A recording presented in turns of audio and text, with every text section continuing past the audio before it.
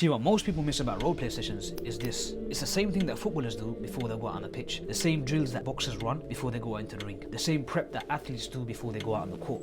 See, here at Remote Risk, we teach with excellence. We don't let our students go into a role underprepared and undercooked. We will train them with mock sessions until they're ready to land their first role and hit the ground running. So in this video, I'm going to break down a roleplay session that one of my students performed where he was setting for a Muslim AI agency, helping Muslims build their own AI business. And I'm going to show you exactly what he did right and exactly what he could have done better. Saturdays, we usually have a few more numbers. I think there's a couple of guys who said they couldn't make it. We'll see if obviously. I think I'll be the sitter, inshallah. Lovely, bro. That's what I like to hear. That's what I like to hear. And sometimes I gotta get it out of the people, man. Who wants to be the sitter? Well, one thing that I've also done for you, brothers, alhamdulillah, is what I like to do is do a variation of different offers, because you don't want to be too accustomed to one offer, which is remote risk, because you're not going to be setting for remote risk, right? And remote risk has a certain ICP. They have a certain audience. Don't get me wrong. There are some crossovers with other offers in terms of the ICP. And when I say ICP, I mean the audience. Yeah. But of course, the thing to understand, there might be a few type of crossovers like high income scale or leaving the 9 to 5. That's the most common one, leaving the 9 to 5 life. Yeah. So we want to mix it up. Like what I see in Amin's and Hamza's role play is that you guys are too much sticking to remote risk. Yeah.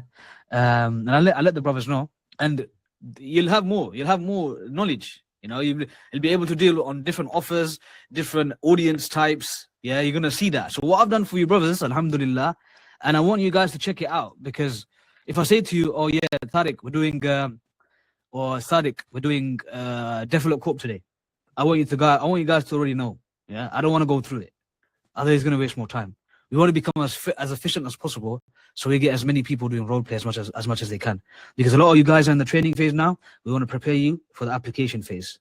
And while you're getting, it might be that when you finish the training phase, you're ready. Maybe you don't have to do that many reps, or at the very least, you can go and apply for jobs and then simply do role play when those sessions pop up while you're doing the application. So a bit of a hybrid, rather than me saying no, come to role plays, do more reps, then we'll decide whether you can go into the application phase. Because of course, we want to get you into a role ASAP, because that's where the most learning, that's where all the learning comes from, right? The truth of the matter is, yes, role plays are super effective. It's very good, right? Cut out your mistakes, refine, get feedback. But shall I tell you what's more effective? Getting in a role and doing your reps, because that's where you do the real learning. That's where the skills are put to a test, right? That's where there's a little bit of a pressure on you to perform. Because here, what's going to happen if you don't perform? Am I going to kick you out of the program? No. If you don't perform in a job, they're going to kick you out. That is when your understanding deepens about offers, systems, infrastructure, CRMs, EODs, admin work, show-up rate, pre-call assets. The list goes on. This is where your knowledge is going to start kicking in now. How sales funnels work, different types of sales funnels. That's why role play is important, but what's more important is getting you into a role. So if there's, we don't expect you to be perfect and flawless, then go into a job. We just want you to understand the structure and the objective of appointment setting. And what is the objective, Brother Tariq? The objective is to essentially have a conversation with someone and get them to essentially understand. Understand, the key word here, yeah? If we were going to put setting in one word, is to understand the person, yeah? Because if you seek real clarity, be curious, show care towards him, you're going to understand where he is, what about his life he doesn't like, and where he wants to go. And what high-ticket sales services are simply a transformation for the B2C market. So what we're doing is we're helping him create a new life to replace his old life. For example, what am I doing with you guys? You've come into a program to create a new lifestyle for yourself to replace the old one. In Sadiq's case, Hijrah. In Tariq's case, leave the 9 to 5. Yeah. So what we're doing, we're creating a new life to replace the old life. So we got to understand his intent, his commitment, his pain. Pain first, and how committed and how much intent he has towards really getting towards or fixing that problem in his life. And what we're going to do, inshallah, is we'll do something different to remote risk. We'll do an AI agency builder. And because you guys haven't seen this, I'll just give you a quick breakdown. So it's more or less a 90-day program that helps complete beginners build and launch their own AI agency. That's what it is. And with a goal of hitting 3K a month within 90 days or less, right? Program breakdown, if you can't, obviously right now you're not going to be able to memorize it. So if you get the question about what the program is, you can just make it up, yeah?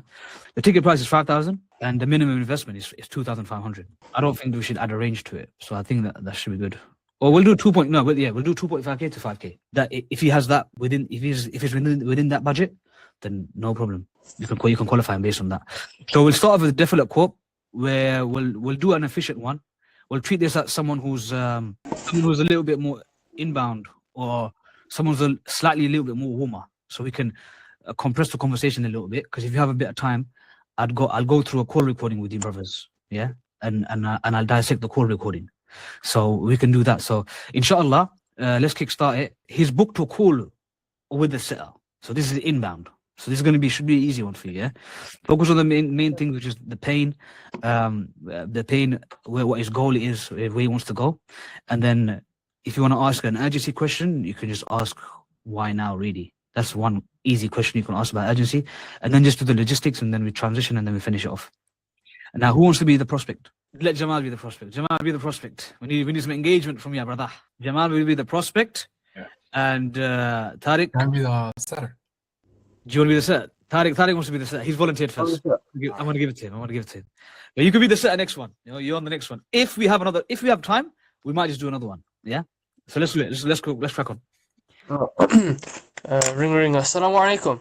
Wa alaikum salam. Yeah, this is Tariq from Definite Corp speaking here. I just wanted to speak with you regarding your application form that you filled out. Does that ring any bells to you? Yeah, I think so. Yeah, I don't think I remember. Yeah, essentially, I'm just reaching out to you actually, to see whether or not our program aligns with your current goals, inshallah. And if this is the right step for you, inshallah, we can discuss what to do further. How does it sound to you, akhi? Sounds good. Okay. Quick pause. So when someone's unsure, give them a bit of context, right? Because we want them to be absolutely pinpoint sure. Because a lot of people fill out forms, right?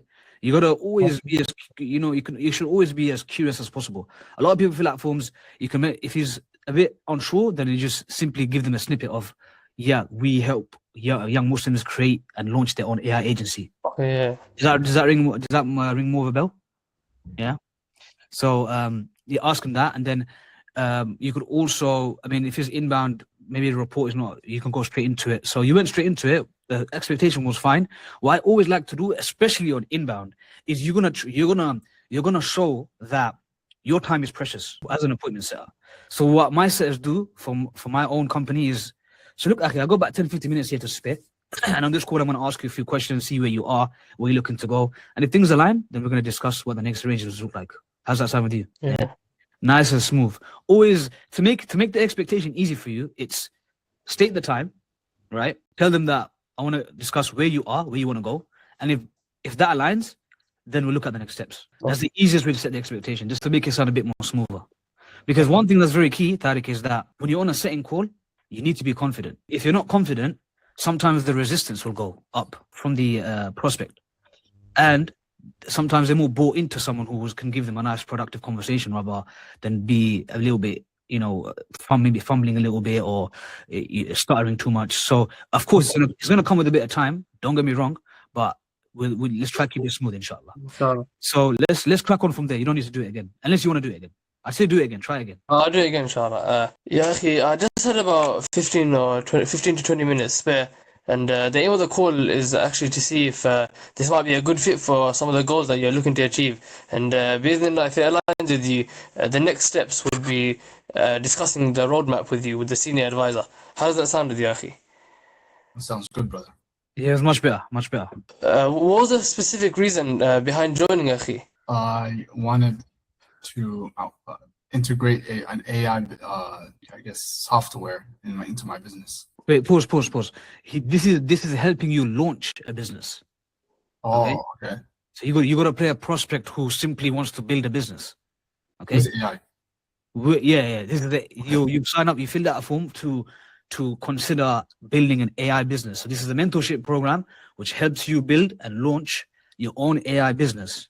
Okay. It's nothing to do with you having an existing business. Okay. Otherwise, that's B2B. We're doing B2C. You're gonna understand the differences. B2C is business to consumer. Okay, these are mentorship programs. B2B is selling a service. Okay, so let's go, inshallah. You can answer that question again. I wanted to launch a business online, and wanted to see what options I had. Well, fair enough, أخي. Why is that, أخي?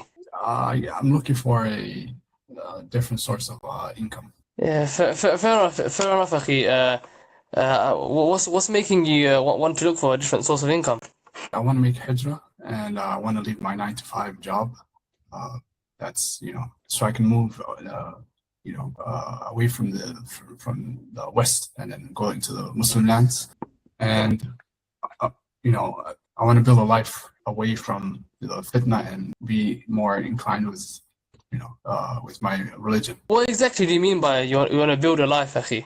So basically, pause. He did give you a lot, right?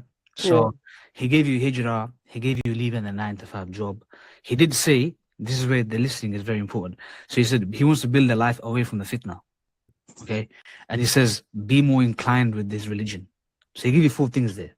Okay, so you could pick any of them, but really it seems that his short-term goal is to leave the 9 to 5 so he can launch a business that can get him to hijrah. Okay, that's what it is. So building a life away from the fitna. When you say away from the fitna, what does that mean? Yeah. Yeah. So you can pick really any of them, but that's a pretty good one. Now he's gonna give you a bit more pain. Okay. Yeah. So what do you mean by escaping the fitna, أخي? Actually, there's a lot going on in the West, and as a Muslim, it's difficult to do the simple things such as praying on time, and among other things, family it's difficult to find time spend time with the family because you're working so much. Going to the masjid is difficult as well because you're working 40 hours a week, and I want to leave all that. I see, أخي. So you mentioned that you work about 40 hours a week. Would you? Yeah, good. You put on to the right thing. Go into the background. So what is it that you do for work, أخي? I work I do customer service at a IT job. It's an IT job. Allahumma barik. How's that going for you, أخي? Alhamdulillah, it's okay. It's good. In terms of pay, it's good, but it affects my deen heavily. I see. How does it affect your deen, أخي? I delay my prayers at sometimes. Going to the Jum'ah prayers is difficult because they're very strict, I guess, on that, and they're not very lenient. And spending time with family, that's also difficult. Okay, so basically, I like what you're doing, Tariq. Very good. So sometimes you can chain link it, right? It's more effective. It shows that you're actually listening. Yeah. So you mentioned affect your deen. Like, can you expand on that? Yeah.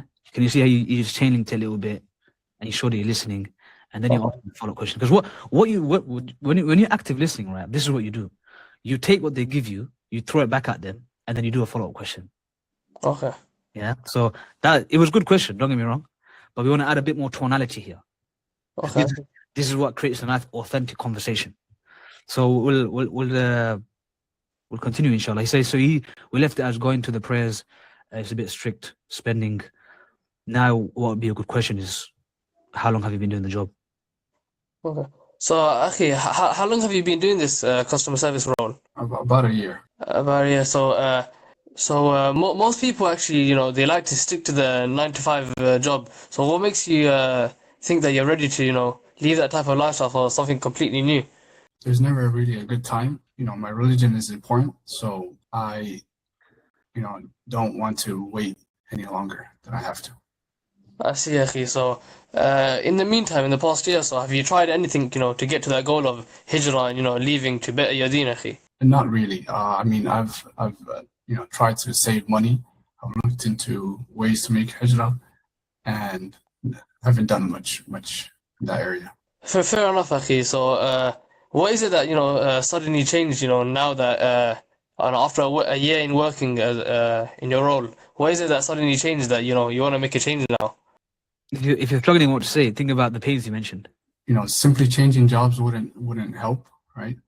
And so, being in the West, any job you do really just affects your religion. And so being in the Muslim lands, being able to have an income where you're your own boss and you don't have to worry about yani, time and spending time with family, and able to earn money that's actually halal, and have to worry about what you're eating and all that stuff. I say fair enough, Akhi. Of course, you mentioned, that your current situation where you're working this job, you're not able to pray Jumu'ah on time, or sometimes, as you mentioned, you're missing other salah, subhanallah. And of course, this is like very serious to you. And so essentially, so this is something actually very serious to you. So and obviously your goal is actually to make hijrah and get away from the fitna in the West, inshallah. So this goal of yours, it comes with a big change, and some people actually aren't ready for it. So why do you feel like it's something that you will be ready for?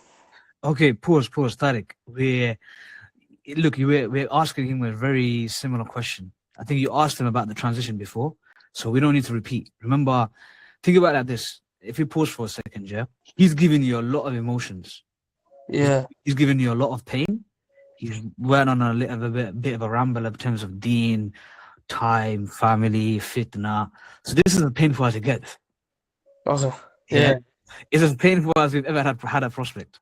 Yeah. He's screaming, pain, save me. Come save me with a program. Give me this program. I've already bought. Okay. Yeah, he's already telling you that. So more or less, Akhi, what I'm saying to you is, now it's a perfect time. I think this is where you're struggling a little bit of where do I go? Yeah. No, yeah. But it's simple. Literally, where you go is you've got the urgency out of him. One question you did miss though. He said, "Not really. I've tried to save money. I haven't done much."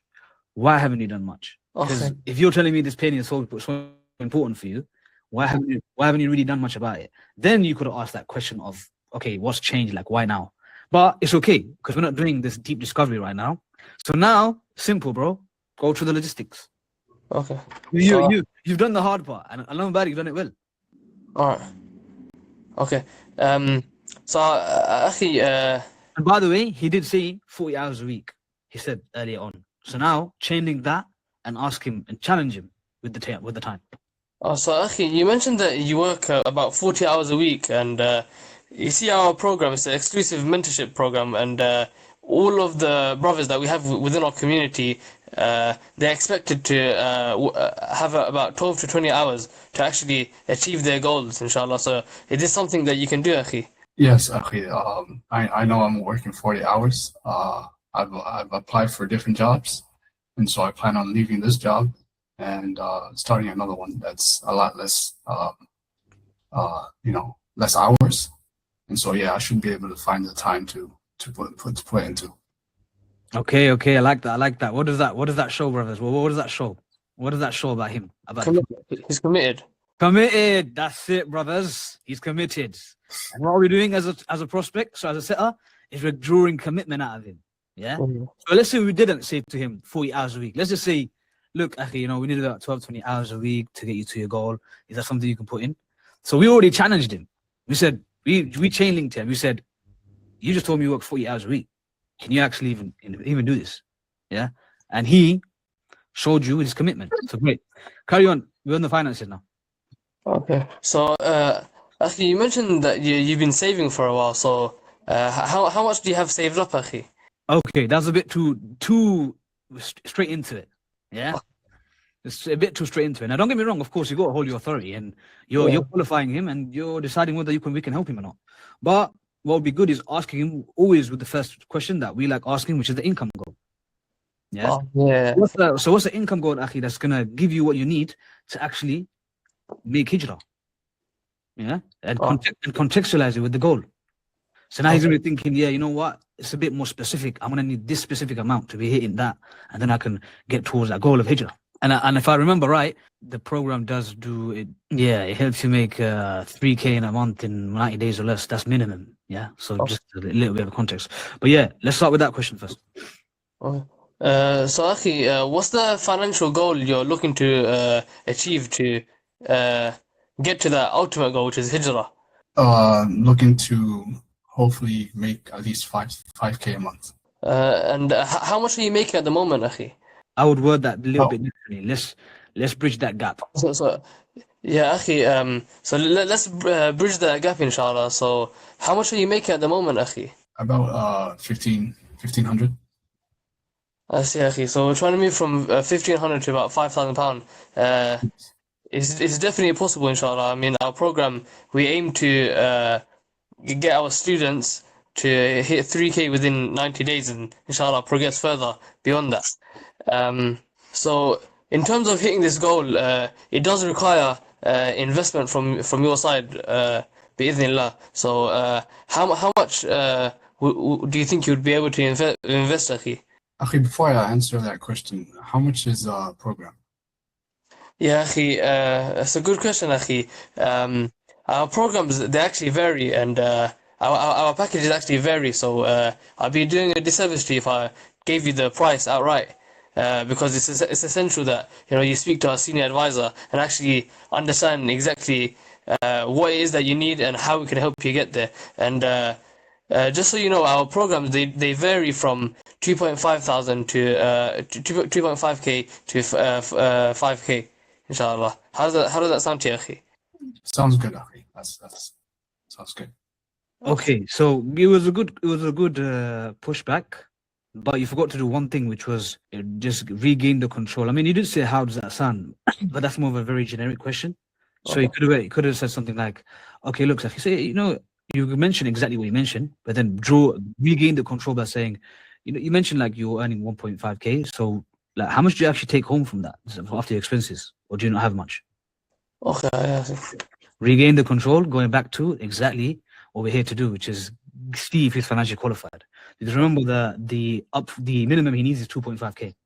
So if you walk past that, more or less, if you tried booking him in, there's a big possibility he might not be qualified. Because right now he said 1.5K he makes every month, but we don't know what he has of it as his savings, and we don't know whether he actually manages to save most of that. Yeah, I see. So, akhi, out of that 1.5K, how much are you actually able to, take home, after your expenses and rent and everything? About 500. Okay, I see. Yeah, our the minimum investment required is 2,500. As a starting package. So, is that something that you can invest, akhi? Yeah, definitely. I mean, I have savings saved up, so that shouldn't be a problem. I see, akhi. Okay, so wait 1 second. You got him now, like disqualified. One thing that I like doing when it comes to this question is we contextualize it. Yeah. So something like, yeah, look, akhi, if this program checked out for you and checked all the boxes and could actually help you reach that 5K income you're looking for to be able to make hijrah, is this something within your budget right now to invest? Yeah. Yeah. It sounds a lot more enticing. And you're basically saying to him, look, if you get to the call and everything checks out and it aligns with you and it makes sense for you, do you have the budget to invest? Because what some prospects do is that they give you a pushback, which is, yeah, I mean, I'd have to look at the program first. Mm. But what we've done already is we pre-handled that. And we said to him, look, if the program makes sense for you in every way you're looking for, do you have the budget? Rather than opening up that door and that bab of saying, yeah, actually, I need to see the program first. Yeah. That's why I like doing that. We even do it within our own program. So that's just something that I wanted to add on extra. Now you've done the qualification. I'll leave it over to you. Okay. Based on our conversation, akhi, after understanding that, you're currently in a 9 to 5 customer service role, you're looking to leave, inshallah, because of the effects that it's having for your deen. You're not able to pray Jumu'ah on time, and you want to give more time to your family. You want to actually pray your salah on time and take your deen more seriously, essentially. And based off this, inshallah, I think that this halal income pathway could be the solution to your to help you overcome some of your problems and actually get you to your goal. How do you feel about that, akhi? I feel great, Akhi. I should be happy about that. Okay, fair enough, akhi. So from here, what I'll do is I'll set you up with call with our senior advisor, inshallah, and he'll actually be speaking with you further and to see actually whether or not whether the program aligns with you. And inshallah, if that's the case, he'll be taking over with you your next steps. How does that sound, Akhi? That sounds good. Okay, cool. So the transition was better than what you've done before, alhamdulillah. But we always want to reaffirm with him, like, so you mentioned his pain very well. So based on the conversation, you want to leave a 9-to-5 job, you want to escape the fitna, so you can be more inclined to religion and actually have command over your deen. I can see that's very important for you. And I totally agree, like, if you want to make hijrah, switching to another job isn't really gonna help you solve that situation. Am I quite right about that? Or does that sound correct? He's gonna say yeah. Then you're gonna say to him, okay, so based off that, not obviously saying that, but based on that, the logical next steps for you is to sit down with our senior advisor. He'll map out a clear plan for you on how we can help you launch your AI business, and we help you reach that 5K a month you're looking for, so you can get towards that goal of hijrah. Now, before I book you in though, do you think you benefit from that call? Yeah, okay, I see. Yeah, it's a lot more smoother. Plus, it gets that commitment out of him at the end. Do you think you'd benefit from that call? Okay, so he's asking you, he's telling you, yeah, book me in, bro. I'm ready to buy. I'm ready to form hijrah, bro. Yeah, so that's what he's saying. And with his pain, is screaming at you, saying, yeah, book me in, bro. So yeah, that's how we do it. Okay, let's finish it off with the booking. I just want to see how you do it. Oh, okay. So, Akhi, how this is gonna work, inshallah, is I'm gonna create a WhatsApp group with you, myself, and The actual calendar. oh, the calendar. Okay. Yeah. So, Akhi, I'm just gonna write everything up and then send you an email, inshallah, with the calendar link, inshallah. So we've got tomorrow at 3 p.m. How does that sound? Sorry, we've got tomorrow at 3 p.m., Akhi. Would you be able to make that time? What about next week? I like the question. So let's see how you deal with that. Obviously, I haven't yet taught you properly how to deal with it, but let's see how you do it. I'll tell you what to do next. Okay, what do you guys think? I'm not sure what to do. Okay, So- now Sadiq, you probably wouldn't know because he hasn't come across the situation before. Go on, Sadiq. So maybe I'm too direct, but I would say something as we have a tight window. I mean, we try to get people in within 1 to 2 days. So do you have anything that that you can get in within the next couple of days? Okay, if you're on the right track, Now, the best thing you could have done to avoid this, it could have been avoided, but it just depends on the prospect, right? The one thing that I always do is, Akhi, I'm just gonna book you in over the next 3 days. What time and what day and time is good for you over the next 3 days? Yeah. So he doesn't feel rushed, and B, you also got to remember that in most cases you're gonna be sending in pre-call assets, and if he's a busy man working 40 hours a week, this is where you got to use your awareness. Yeah. He may not have the time to watch all of that before tomorrow's meeting. So being a bit too direct and saying, let's book you in for tomorrow, I only got this slot available, is not the right way of doing it. It's rather, you're going to say, over the next 3 days, what time suits you best? And I'll see if you've got availability in the calendar. Okay, that's number one. Number two, if he says next week, along the lines of what Sadiq said, you got to show him that we're very scarce on slots, and we don't usually book anyone in within a past 3 days. Something like, yeah, okay, look, we only allow 3 days out in the calendar, and that's standard procedures for us because we're quite scarce on the availability. So can you, I mean, given that this is quite important for you, can you not squeeze in a quick 45 to 1 hour slot within the next 3 days? Oh, Yeah. And then he's probably going to say, yeah, look, at the end of the day, he's right. I'm screaming to buy right now. So let me just, yeah, I'm screaming to buy. So let me just book in a nice 45-minute call. And you're going to show, when you say the words like, look, can you not squeeze in a 45-minute call over the next 3 days? Then you're thinking, you know what? I can make it work. Just like when someone says, I don't have the money, but he's going to go out and get the money because he's going to become resourceful. So he's going to find a slot for himself now to be able to accommodate that. So that's the way you deal with it. All right. And that's the way you ask the question. You always say over the next 3 days, what day and time is good for you? And then he's going to give you a time. Most likely you might have that slot. If you don't, you select something near that slot. And then you just work it out. You liaise with him properly and just work it out and you book him in. Okay. So that's how we usually do it, alhamdulillah. But khalas, Tariq, you done pretty well. Alhamdulillah. You did a lot more of getting his pain out, being a bit more curious, asking him the simple thing. The framework that I teach all of you is the what, when, why, how questions. Yeah. You did a lot of the what, when, why. Can you see how when you ask more of these what, when, why, how questions, it's just naturally gonna get emotions out of him, naturally gonna get his pain out of him, naturally gonna feel like, okay, I need to this brother's asking me questions where I need to open my mind up. Yeah. And that's what we want. We want the prospect to open up because the suitcase is always locked. We need to unlock that suitcase, unpack it. And it's about the quality of the questions that you ask sometimes. So you've done very well on the pain. The prospect had he had pains everywhere, man. he had a lot of pains everywhere. At one point I was thinking, man, he's giving a lot here. So at this point, I'm also selling the course. Yeah. At this point, like, bro, you don't need a booking, man. Let me just close the commission right now. Yeah, that's probably what you're thinking right now, Tariq. But alhamdulillah, you did very well. Couple of improvements, which is transition could be a little bit better. Financial codification, I think you need to always start off with the income goal, right, and then work your way down. What I always like to ask after the income goal is like, so let's bridge that gap, akhi. Like, how far are you away from that? Are you halfway there? Are you close to that? That's what I like saying. And then normally what the prospects say is, I'm making around like 2 to 2.5k a month or 2.5k a month. Sometimes you don't even need to ask them about it. They just give it to you. It's nice because you just push them, you nudge them into giving you the entire finance. Yeah. Rather than asking the direct question. So how much are you currently making? Because some guys do push back. And you gotta know how to deal with that if some guys are pushing back. Because why? You're better off just sending him free resources if he doesn't really want to reveal his affordability.